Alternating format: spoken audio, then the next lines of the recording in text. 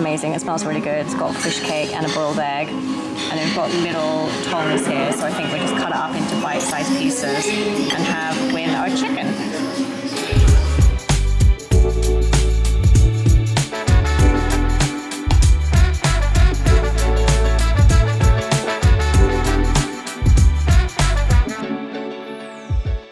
Okay, so we just came back from having chicken at Kyochon Pilbang in Itaewon. Very nice, highly recommend.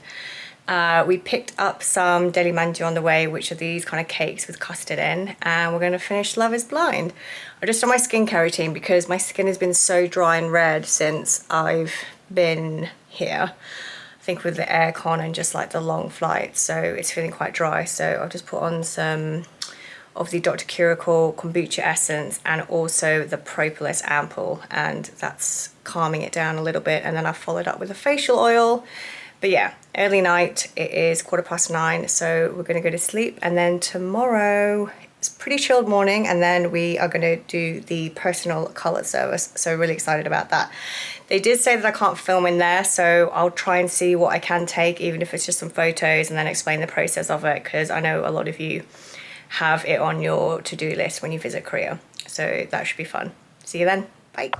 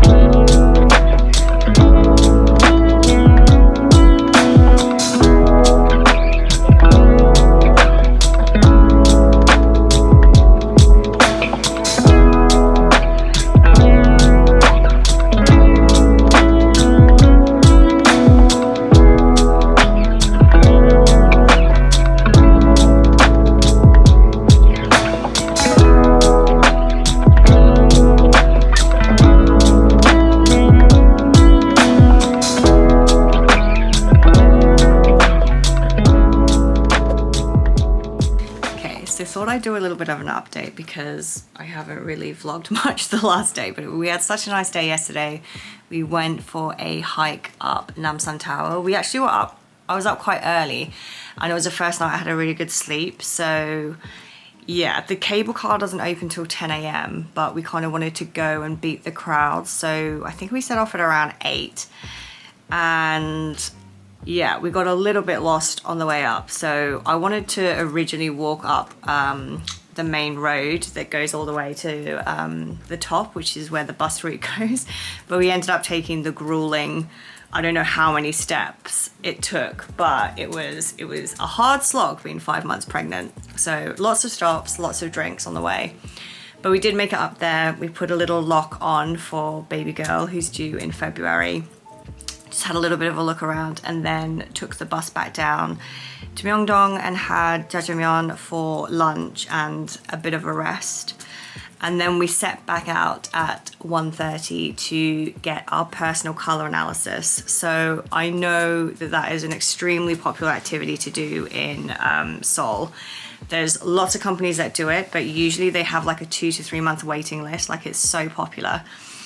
So I started looking into it about 6 weeks ago, and most of the major ones had already been booked, but thankfully I went on to Klook and they had a bookable option, and I couldn't read many reviews about it, and so I really wasn't sure, but they did say that they would hire an English translator to help us. So took the chance, booked it for myself and for Steve. and it was such a good experience. I highly recommend it. I'll try and put the link, if I can find it, to how I booked it on Klook, because it was super easy. And I know a lot of you, when I posted on Instagram, asked where I got the color analysis from. So actually, let me grab the analysis that they gave me. I unfortunately couldn't film when I was in there, which is a bit strange because that's how the other ones got viral. But they were like, oh, you can't take any like filming footage. But I did try and sneak some like photos. But yeah, let me show you my analysis and what I got out of it. Okay, so first of all, they analyze your kind of skin tone, your coloring, your features, and dictate, I guess, if you're a like yellow base, pink base, blue base, etc. And bearing in mind your eye color, your hair color, your skin tone, they start draping different colors. And you can actually see that with some colors, it makes your appearance look brighter, more youthful, and then some kind of make you look a bit like paler, tired, etc. Or they can accentuate things like under eye bags and things like that. So anyways, there's 4 seasons. So summer, winter, autumn, spring. Autumn, spring are in, I guess, one section, I think is like if you're pink base. And then there was summer and winter. So I was on the summer and winter side, and then they did further draping to dictate which season I was best. So I turned out to be summer, cool, and lighter tones, which actually surprised me because I always grew up thinking that I was more suited to more like vivid colors, but apparently pastels are my thing. So you get this report at the end, which basically has details, so skin color, eye color, and then what palettes are best suited to you. And then what they also do, which is really handy, they give you a selection of around 10 of your best shades. So these, for example, were mine, which again, I probably don't own much bar the pink in any of these colors. So I'm like, I need to rethink what I wear. And then they go into detail. So what hair dye, so if I wanted to dye my hair, what colors would suit me. But more interesting from a beauty perspective is they also give you loads of cards and recommendations for certain lipstick shades and blush shades that are complementary to whatever skin type you have. And some of them are actually in the brand name. So for example, this one says Hints. These are lipstick shades, eyeshadow palettes, and blushes from that brand that would best suit me. So I was like, I need to get myself to the Hint store. There's also like Makeup Forever, NARS, and loads of different ones. So this is the kind of best shade suited for me, which is kind of different to what I'm used to. So basically what they said was that lilac is a really good color on me and that I should use more purple toned eyeshadows, purple toned blushes, which I thought was quite strange because I would never go for that. I would usually go for the more coral shades.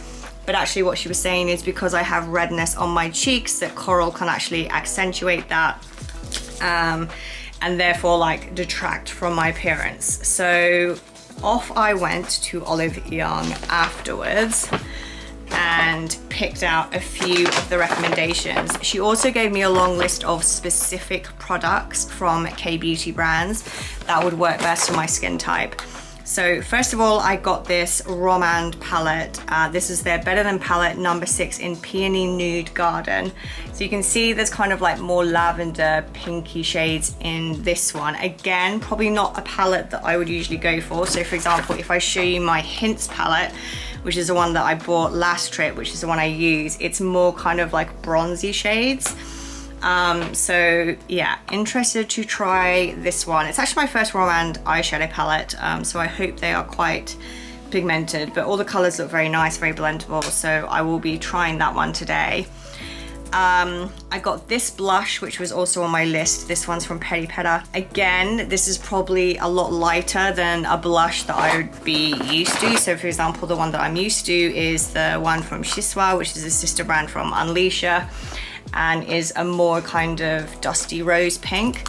But again, apparently that may highlight some redness in my face. And then there was like a few lipstick products that were recommended. So this one's from Pilbang as well, and then this is the fixing tint from Etude. So the fixing tint but in the gloss version. This was sold out in quite a few Olive Youngs that I went to, this particular blush, and it actually turns out that 60% of Koreans, possibly because we've all got very similar colouring, are summer cool tone. So this is the Romand Better Than Cheek shade, and this is the blush, which is a little bit lighter and I guess more dusty rose rather than coral pink that I would normally go for, but hey, she said that this is the way to go.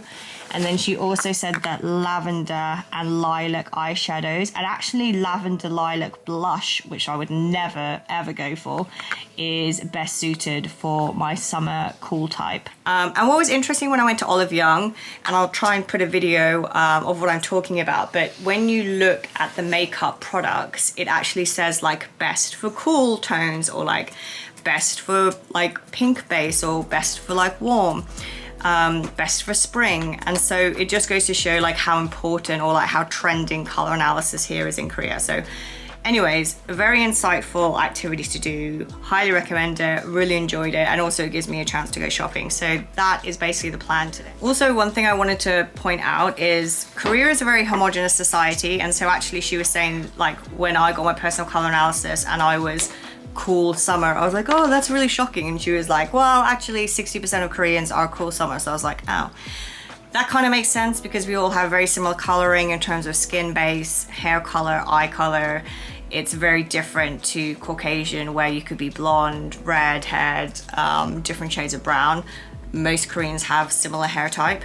So yeah, that's something to bear in mind, because my husband also did it, and actually when they looked at skin tone and hair chart, his hair color wasn't on here, and they had difficulty in kind of picturing that. Also, I feel like his analysis was quite different to mine in terms of they were like, white skin is more forgiving with different color palettes. So they were like, actually a lot of these would suit you, but however these ones may not.